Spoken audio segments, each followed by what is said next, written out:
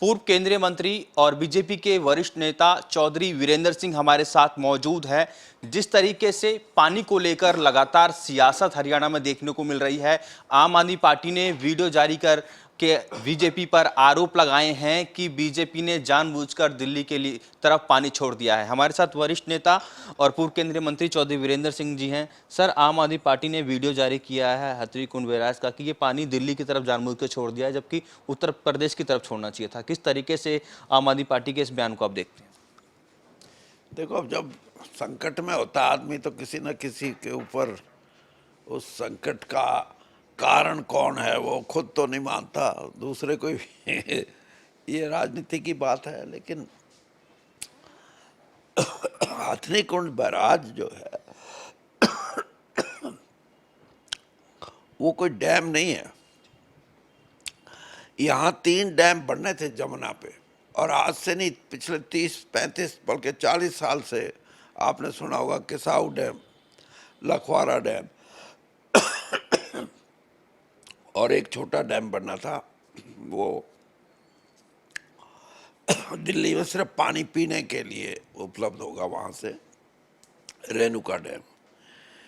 इन तीनों डैम पे मैं खुद अपने राजनीतिक जीवन में देख रहा हूँ, 40 साल में कोई ऐसा काम नहीं हो रहा जिससे लगे कि अब ये बन के तैयार होएगा। और उसका बहुत बड़ा लाभ होना था हरियाणा को, क्योंकि जो वेस्टर्न जमुना कैनाल है और यूपी की जो ईस्टर्न जमुना कैनाल है, इन दोनों कैनाल को उपलब्ध जो सिंचाई के लिए पानी मिलता, वो यहाँ की जो कृषि संबंधित जो एक जिसको हम आर्थिक दशा किसान की सुधारने में बहुत बड़ा काम कर सकता था। लेकिन अभी तक उसमें कुछ हुआ नहीं। सिर्फ लखवारा डैम को नेशनल प्रोजेक्ट घोषित करके सरकार ने काम किया है, और वो भी चल रहा है अभी उसकी। तो इसलिए किसी बैराज को हम ये कहें कि यहाँ से पानी कम छोड़ दिया या पानी रोक के रखना था या ज़्यादा छोड़ दिया, क्योंकि उसके जो कैचमेंट एरिया हैं उनको जब भी पानी ऊपर से ज़्यादा आएगा तो वो डैम नहीं है, इसलिए उस पानी को वहाँ इकट्ठा नहीं हो सकता, उसको छोड़ना पड़ता है। जहाँ तक बात है कि उसको ईस्टर्न जमुना कैनाल में छोड़ा जाए या वेस्टर्न जमुना कैनाल में, उनकी तो अपनी कैपेसिटी होती है।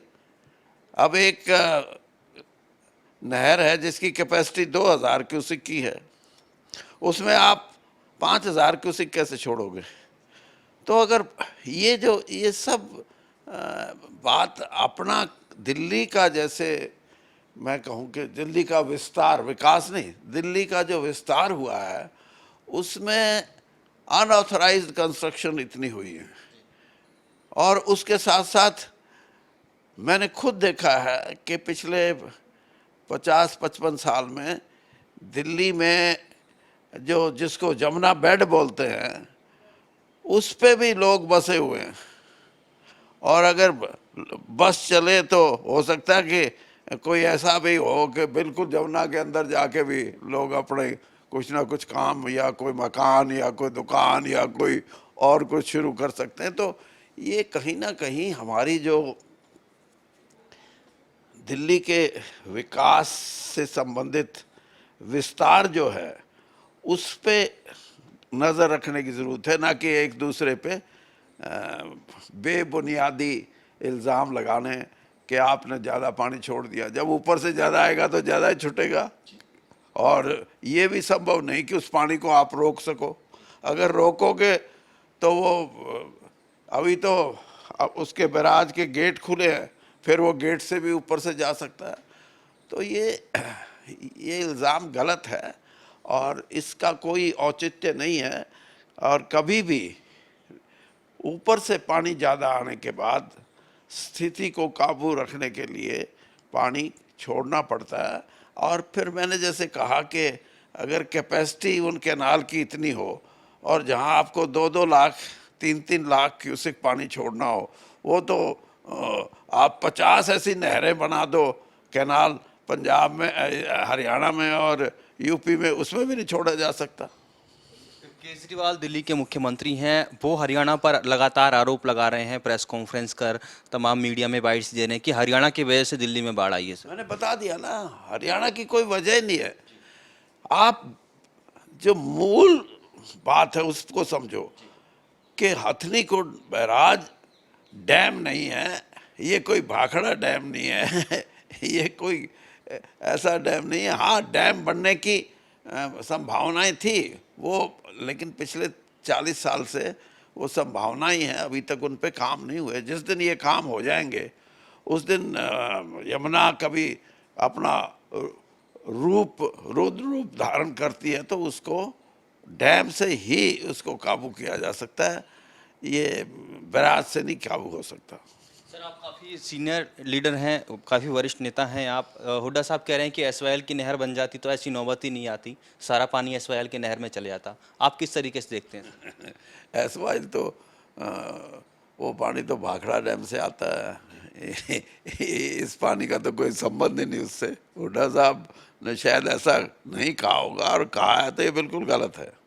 सर, जिस तरीके से बात करें हरियाणा की राजनीति को लेकर लगातार, जिस तरीके से, क्योंकि चुनावी साल है, पानी की बात तो हो गई, पर जिस तरीके से कुलदीप बिश्नोई लगातार दावा कर रहे हैं कि मैं लोकसभा चुनाव हिसार से लड़ूंगा। आप सीनियर नेता हैं सर, पूरा हरियाणा आप घूमे हैं, आपको सारी जानकारी भी है। किस तरीके सर उनके इस बयान को देखते हैं सर? ठीक है, हर आदमी की अपनी इच्छाएं हैं, उनकी ये इच्छा हो सकती है, और वो उसके लिए मांग भी कर रहे हैं। और नई पार्टी, नया तरीके से सोच, तो कांग्रेस में तो इच्छा उनकी ये नहीं थी। बेटे को चुनाव लड़ा दिया, बेटा एमएलए है, तो हो सकता है उनका अपने मन की बात है, उसमें हम क्या बोल सकते हैं। और अपनी बात बोलनी चाहिए, उसमें हर्ज भी क्या है। सर, बेटे को एमएलए जरूर बना दिया, पर जिस तरीके से मीडिया में वो इंटरव्यू दे रहे हैं कि मुख्य कहीं ना कहीं मंत्री बेटे को बनाना चाहिए क्योंकि काफ़ी अच्छा काम भव्य कर रहे हैं, तो किस तरीके से देखते हैं सर उनके इस बयान? बता दिया ना, ये कोई, देखो, एक तो इन चीज़ों का कोई मेरे पास जवाब नहीं होता। कौन आदमी ऐसा जो ये नहीं, जो कहेगा जी मैं तो मंत्री नहीं बनना चाहता।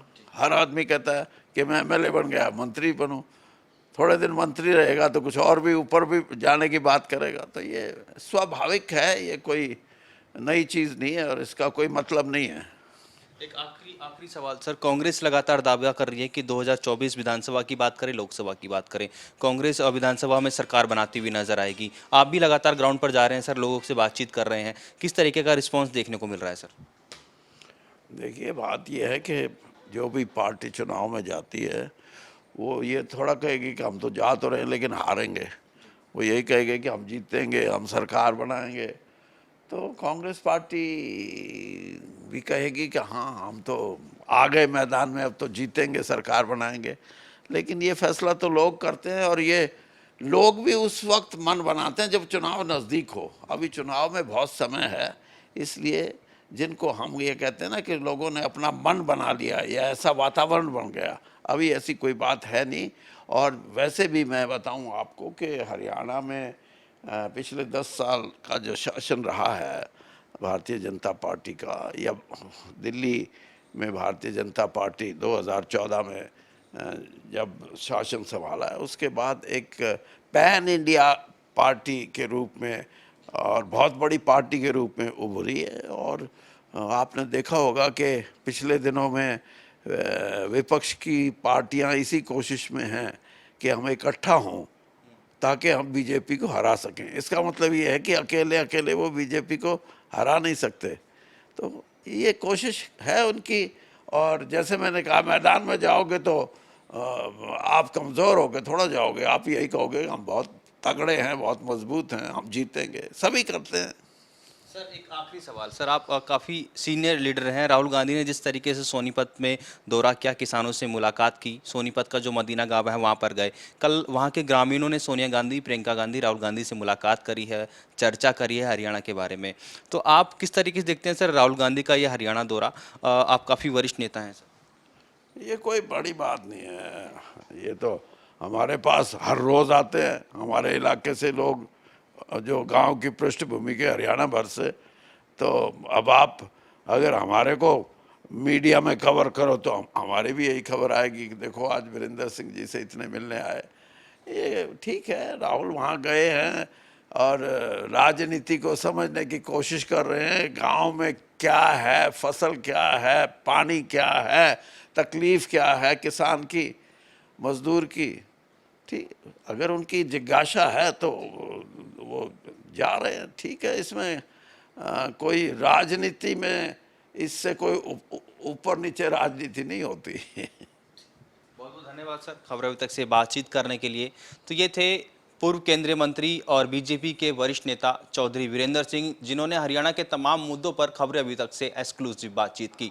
मेरे सहयोगी जस्सी के साथ राजा पटेल, दिल्ली, खबरें अभी तक।